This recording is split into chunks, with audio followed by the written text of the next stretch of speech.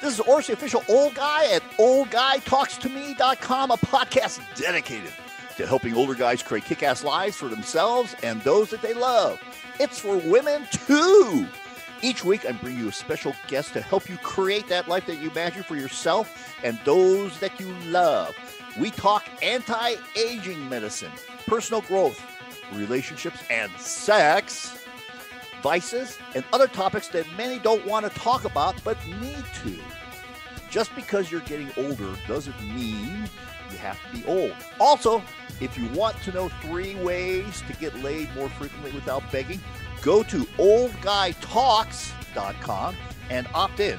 When you do, you're going to get my informative video on 3 simple things you can do to get laid more frequently without begging, so you don't have to turn in your man card. And ladies, you may want your man to know these things, because I think you'll like them too. Additionally, you'll be notified weekly when a new podcast episode is ready for you to consume. Periodically, I will share with you other stuff that will help you create that life that you want for yourself and those that are important to you. Don't want to miss anything? Be sure to subscribe, share, and review this podcast. Want to get an old-fashioned wet shave with a safety razor? Well, go to www.oldguytalks.com/shave and get the Phoenix Shave Kit, which will allow you to have that smooth face that is always appreciated. And when you do, you'll get my video on how to take advantage of that smooth shave. This is Oris, the official old guy from oldguytalkstome.com, a podcast dedicated to helping older guys create kick-ass lives for themselves and those they love. And part of that is having a face that's as smooth as a baby's behind. Ugh, that's a tall order for the old guy, because I got in case you can't see it, I have actually a very, very thick beard. All the hair that used to be in my head is now on my face and growing very thickly there. It grows very, very thickly. But today I have in the house Douglas Smythe of the Phoenix, who manufactures, shaving supplies, razors, shaving cream, aftershave bombs, and things like that. And Douglas was first introduced to traditional shaving as a child, watching his dad shave on the weekends. Today, you find him in this business, Phoenix Shaving, with trailblazing on the forefront of the traditional wet shaving revival we're currently seeing crop up around the world. He created his first perfume at age 8 with his chemistry set, and the die was cast after college. He moved to Central America, where he lived in a hammock at the edge of the rainforest. I'm glad you're probably not glad not to be in that hammock anymore. I don't know, man. I don't know at this point. Well, as you get older, that doesn't sound so good. Well, there he developed a after-bite solution that relieved the inflammation of bug bites. The product became popular with both locals and tourists alike, so that 4 years later, he moves back in the U.S. producing this and shipping to Costa Rica. He has a passion for male grooming and traditional shaving, which has become the focal point of his business. And Phoenix Shaving was born. And folks take notice of Phoenix Shaving's daring sense, creative approach to all things shaving. And, his business partner were featured in Forbes magazine. He's also the co-host of the show I'd Lather Be Shaving, and the organizer of the Big Shave Festival, which is held in sunny Mesa, Arizona. You really know how to pick them. Living in Casa Grande and Mesa, Arizona. It is not on your bucket list of places to visit. Let me tell you. Oh, Mesa's great. Mesa's great. Yeah. Mesa's great. Mesa's great if you live in Casa Grande. So Douglas, I want to welcome you to the show now. As we were talking a little bit before the show, Casa Grande is kind of like a glorified truck stop. It used to not even be that until they built up all these big centers there for shipping stuff in and out of there. But Douglas, let me start off with the question that I always ask my guests, and that is, what is the most important thing you've done today? I woke up.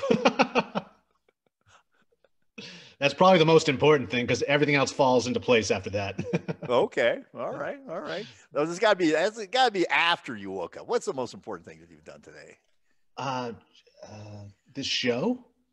Oh, bullshit! Bullshit! Yeah, and I we swear in the show. I did a lot today. I went for a great 2-mile hike. I studied Spanish today. I mean, I do so much in one day, and I worked. So there's not one particular thing that sticks out. It's all part of the bigger plan, I think, at the end of the day.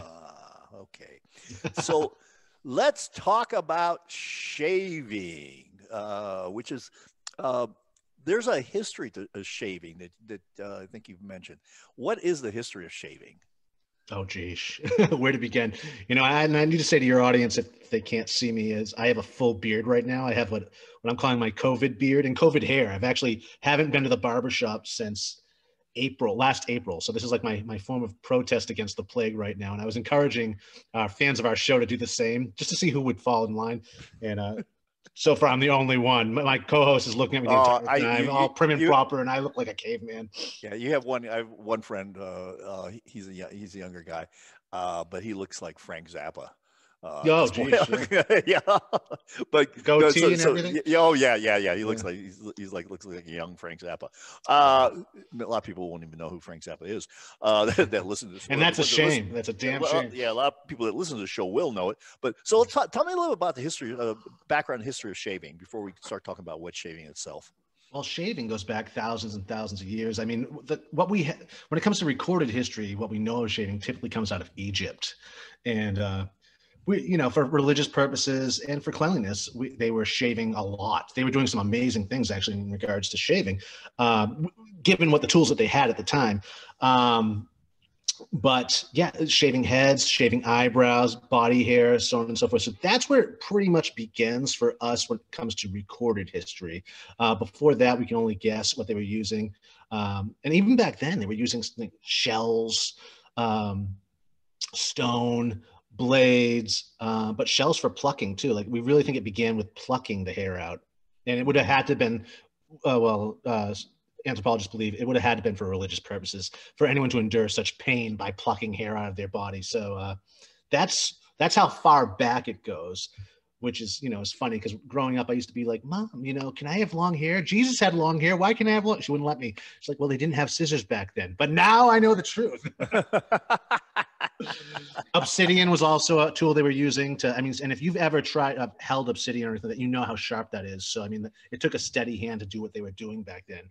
And so, yeah, that's how far back it goes, if not further. Okay. Yeah. That's interesting. So now, what is the birth of wet shaving, and what is actually now the modern version of wet shaving? Yeah, wet shaving it's a confusing term that we use in the industry, because most men think they wet shave because they're using water in some way, shape, or form. So they just assume that's what we mean when we say wet shaving, but it's not. When we say wet shaving, it's used to describe traditional shaving, which is a better moniker that we should be using, but we don't. And that typically means using a shave soap, a shave puck, and a brush. Whether you're using a cartridge razor, a safety razor, or a straight razor, as long as you're using a brush and soap, that constitutes what we now call wet shaving. Does that answer your question? Yeah. Well, yeah, okay. Yeah. So when you talk about that, so you're an advocate of using a brush to put lather on. Why? What's that all about? Well, for one, it's hot lather, and if you've shaved with hot lather, there's no going back to goo in a can. The stuff in the can that we've sold a bill of goods, if you will, for the last 75 years when it comes to canned shaving foam, which is not only loaded with stuff that you don't need in there, preservatives and whatnot, it's also loaded with propellants, which have no business being on your face. So, and I actually suspect they dull the blade faster too, some of the stuff that's in those cans. And aside from that, they also fill up landfills. When you're using a soap puck and a brush, that's the greenest way of shaving I can think of. Not only that, it's cheaper in the long run. A soap puck will last you a long time. It's also very exfoliating. Everyone's talking about exfoliating your skin nowadays when it comes to being a guy. This is stuff that's new to us. The last 10, 20 years, we've seen a lot of new product on the shelves aimed at exfoliation. And I think a lot of us tend to over exfoliate with these products. However, a brush is one of the original ways of exfoliating. Nothing is more exfoliating than taking a brush and rubbing it across your face. It also stimulates the skin, prepping it before the shave even happens. So there's that. And that's some of the reasons why I choose to use a brush. But more importantly, the tool that I choose to use to shave with is a safety razor. Mm-hmm. And that's where it all comes together for me and for anyone else who's tried it. I don't know if you've noticed it as I have, but in the last, again, 20 years, more and more men are growing beards again. And I think that's actually a byproduct of using the wrong tool for the job, or an inferior product for the job, which is multi-blade cartridges or multi-blade razors, which have been on the shelf since the early 70s. And the only reason why the multi-blade cartridges were ever invented had nothing to do with a better, closer shave. It had to do with the fact that Gillette was losing its patent rights for the double-edged blade back in 1971, and they needed to create something new that was all theirs. And that's what they did. And they went from a multi-million-dollar company overnight to a multi-billion-dollar company with this new invention. And I also suspect they were dulling DE blades at that time, too, to move more guys over to cartridge razors and multi-blades. And this is something I call the cartridge razor conspiracy. But yes, because all you really need at the end of the day is one blade, not multi-blades, because every time you drag a blade across your face, you're taking off a layer of skin. Mm. So this is where the beards come into play in form of protest, I guess, because more and more men, anytime I speak anywhere, I always ask how many men here think they have sensitive skin. And 9 out of 10 hands, or 90 out of 100 hands in the audience go up. How can all of us think we have sensitive skin? We're inadvertently giving it to ourselves by using multi-blade cartridges, these one-size-fits-all razors. With a safety razor, there's hundreds of different DE blades to choose from and razors to choose from that you can finally customize the shave to your own unique face and whisker. You couldn't do that with a cartridge razor. So we've been inadvertently, again, giving ourselves sensitive skin or just problems, ingrown hairs, razor burn, razor bumps. None of this stuff existed before 1971. No one talked about it. There were no products on the market to treat these things because it wasn't a problem. That came with cartridge razors and multi-blades. Mm-hmm. There's a term you use, maybe you can explain it to our listeners. Blooming, what is that? Oh, that's interesting. Blooming is when you take a hot puck, this is actually a term I came up with. You put a little bit of hot water on top of the soap puck before you use it. And the hotter, the better. And this heats up the essential oils or the fragrance oils within the soap and releases it into the air, kind of like burning incense or burning a candle, how the volatile oils are lifted into the air, and that creates the scent. So when I say blooming, it's about blooming the scent. So that's wet blooming. That's one way of doing it. You can also heat it up with like a candle warmer or dunking it in a plastic bag in hot water just to really develop and bloom that fragrance of that soap. If you're into fragrances, if you're not, you don't have to worry about that. However, you don't have to chant or hum when you're doing that, do you? You don't, but you could. Voodoo, Sispamba, heal the whole family, including Ma.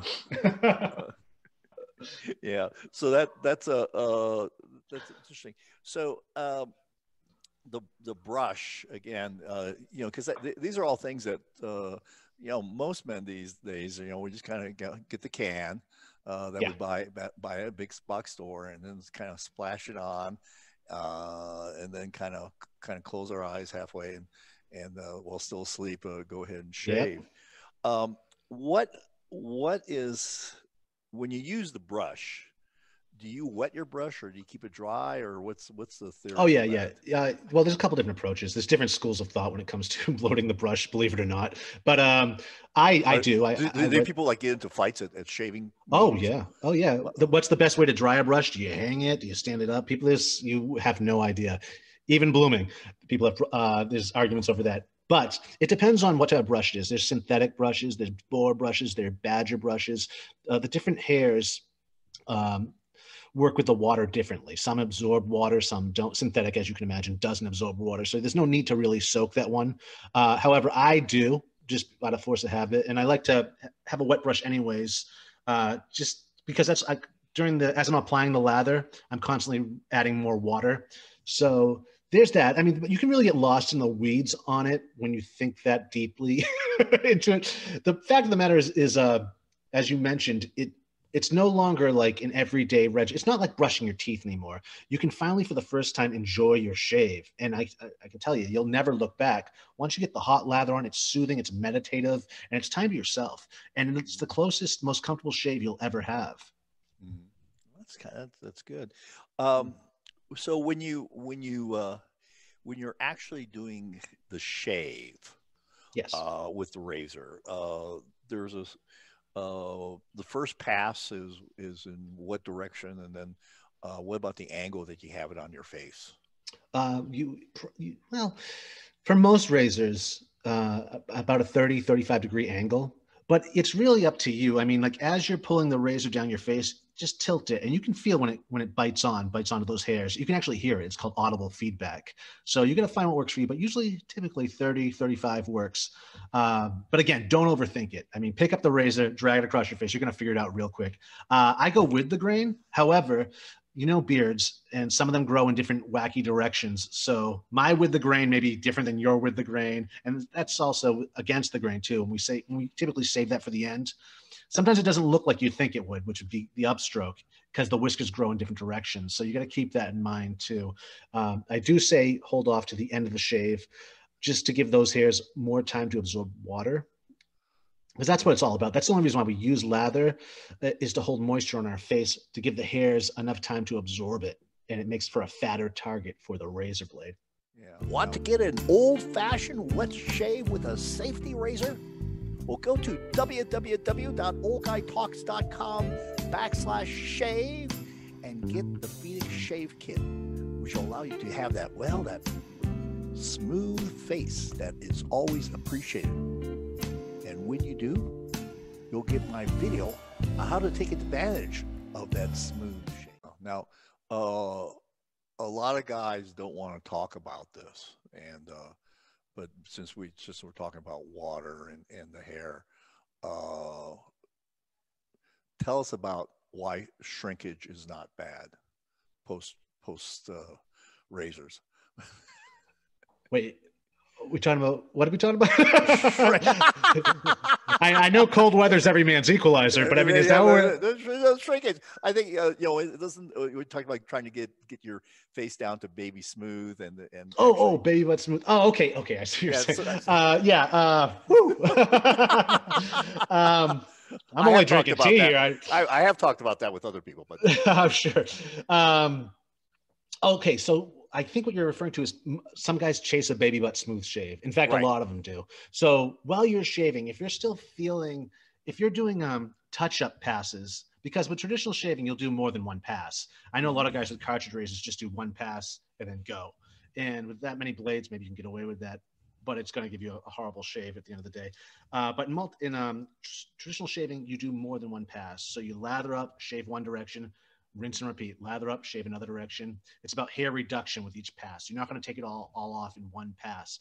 The problem with that is a lot of guys chase a baby butt smooth shave. So while they're at their fourth pass, they can still feel spots on their neck maybe that have patches there. And the temptation's there to do another pass. Don't. What's going on in that situation is those hairs have absorbed water. So in that moment, it feels like you actually have hair on your neck. Where once it's dry, after a half an hour to 45 minutes, that's gone. You're going to actually have a baby butt smooth shave. And this carries on over into cartridge razor shaving too. A lot of guys keep trying to take hair off that they can still feel there. It's a trick. Don't go for that. Just give it time. Stop when you can still feel it. And you'll be stoked to know that, another hour, it's gone. It's baby butt smooth shave. That hair lost water, and it's a great shave. It's a damn fine shave, to say the least. Yeah, because I think that's something that probably most people don't think about. They go, "Oh my God, it's still there. It's very deceptive. Those hairs are very deceptive, but they absorb 30% of their themselves, if you will, of water. They get really bulbous, so don't trust them. They're just loaded with water still. Oh, okay.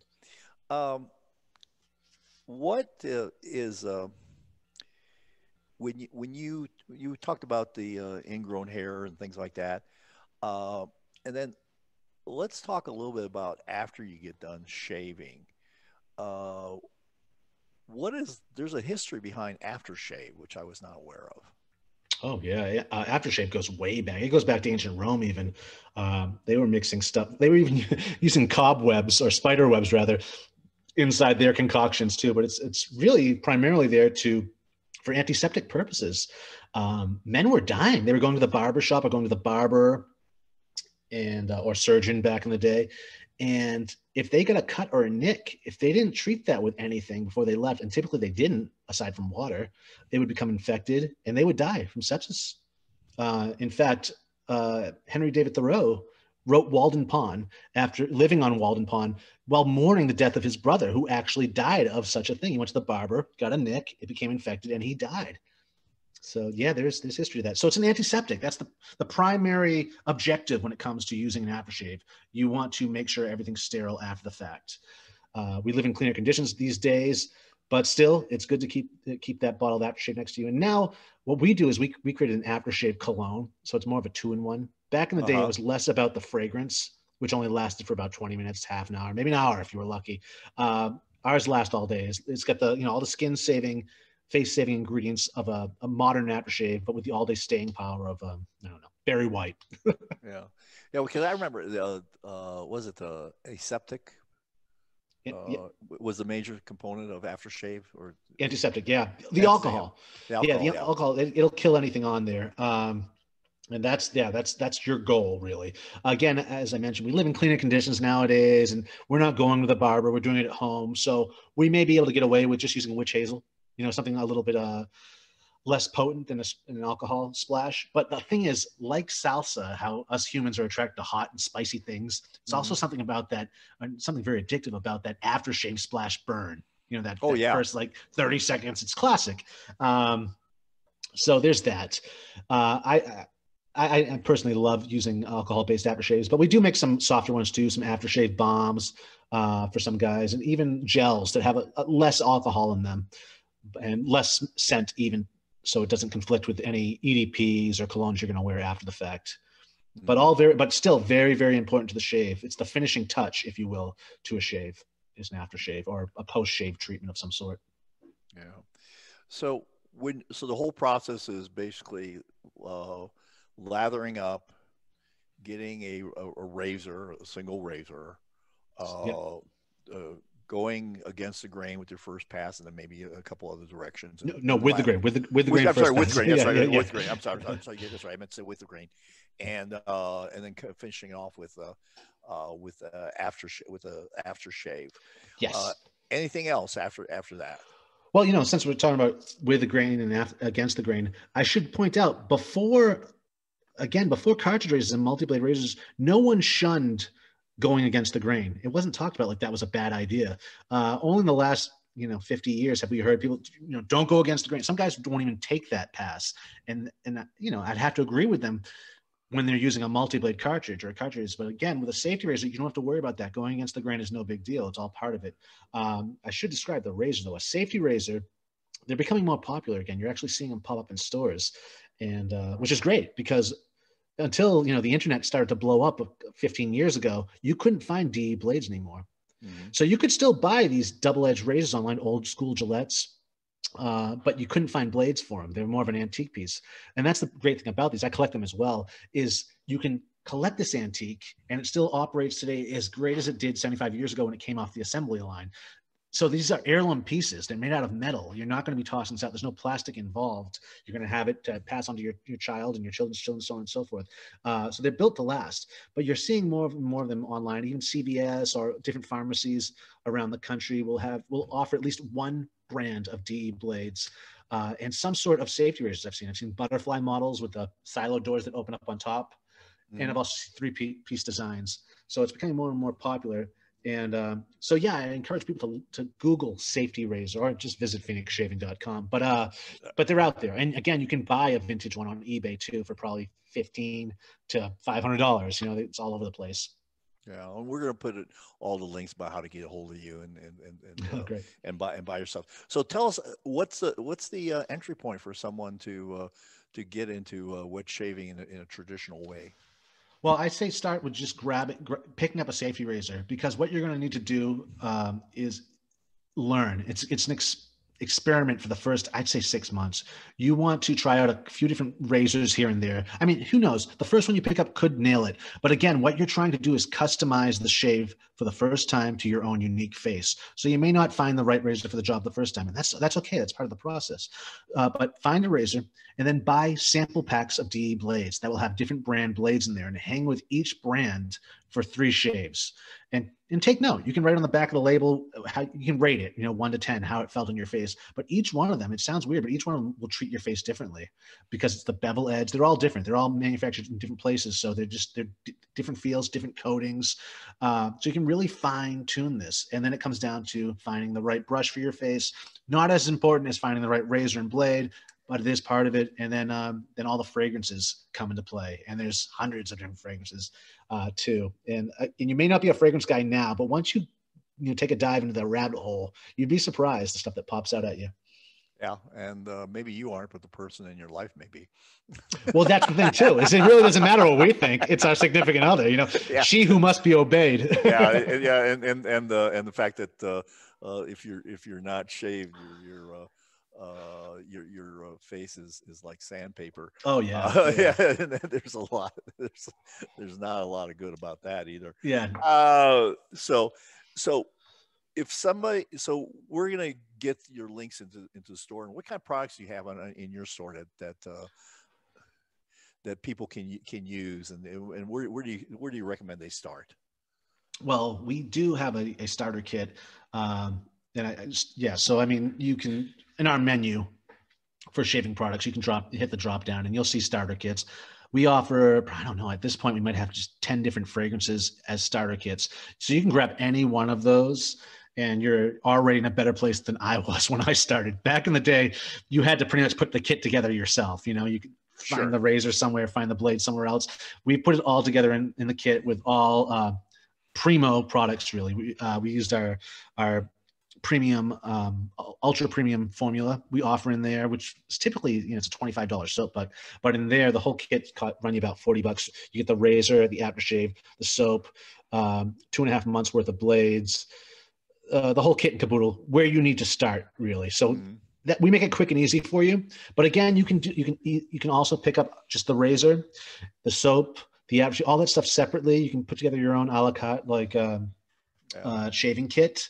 But that's where I would start. I would just say get a starter kit and go from there. And it doesn't need to be mine. There's other ones out there you can find. But I think I put the most time and energy into it. Of course, I'm going to say that, but I really do. This is my passion. So I wanted people to start in a really good place. Well, you formulate your own products, correct? Mm-hmm. Oh, yeah. Yeah. So basically from the inception to design to the testing and then all of that stuff, you'll do all that on your own. Yes. We have a lab and a facility. All right. Do you have mice in that lab? Do I have mice in the lab? Look, it's Casagrande. Get over it. No. No. So Douglas, I want to thank you, but I have one last question I ask. Oh, sure. And so we all have stuff that we want to keep private, and sometimes that we're like maybe do and don't really. The world would be surprised that this was something that we do. So if and maybe even you hide in the closet doing it. What would be that one thing that? It's like a cold water question. What would be that thing that the world would be surprised to know that you do? I study yoga and pranayama breathing. So that might be a surprise to some. I don't know, but I mean, yeah, that's. Do you do that in the closet? I keep my yoga mat in the closet, so there's that. But I mean, that may or may not be a surprise to people. But I don't know. I'm pretty open about a lot of stuff. I mean, we have a couple different YouTube channels and shows that we get really bizarre in. So I mean, chances are folks already know more closeted stuff about me and my co-host. All right. That sounded pretty bad. I didn't mean it like that. Well, we'll just let our imaginations run with that. Yeah, go for it. Good luck sleeping tonight. Well, Douglas, I want to thank you for coming on the show, teaching us about shaving, wet shaving, and how to do it properly, and the little nuances that will hopefully get people past some of the learning curve issues about doing this. And so I think that this is one of the things that maybe something's kind of. I'm glad you're saying there's a revival, because sometimes some of this good stuff is dying out, and then it requires a revival. That's why I do it. And that's why I'm so passionate about it, because again, up until 20 years ago, until the internet came back, a lot of this stuff was dying out. We were losing it. We've lost a lot already. Fragrances, different razors. That's another thing my company tries to do, is reboot some of the classics. And that comes to razor designs, even scents like Burma Shave. We just rebooted that scent, the classic Burma Shave scent. That was gone. Had we not done that, I don't know if our younger generations would get their noses on these classic scents that we remember our dads wearing, our grandparents wearing, so on and so forth. So I mean, it's like I'm on a mission, you know, when it comes to stuff, is finding these things, these lost, obscure classics, and bringing them back. Well, that's wonderful. That's wonderful. Well, Douglas, again, thank you. And the links to get to Douglas's store will be in the program notes. And remember, at oldguytalkstome.com, it's all about creating a kick-ass life for yourself and those that you love. Until next time, and be sure to subscribe, share, and review. Ciao. Thanks for joining me on this podcast. If you like what you heard and learned, then be sure to do 3 things. 1, subscribe so you don't miss the next episode. 2, share this with someone who may need to hear it also, and it may be your significant other. And 3, review it. Give me a good review. If you didn't like it, give me a bad review. I don't care. Just review me. And be sure to get my free video on 3 ways to get laid more frequently without begging. Opt in at oldguytalks.com. Don't be that guy that just takes in the information. Take action. Without action, you're not going to get the results you want.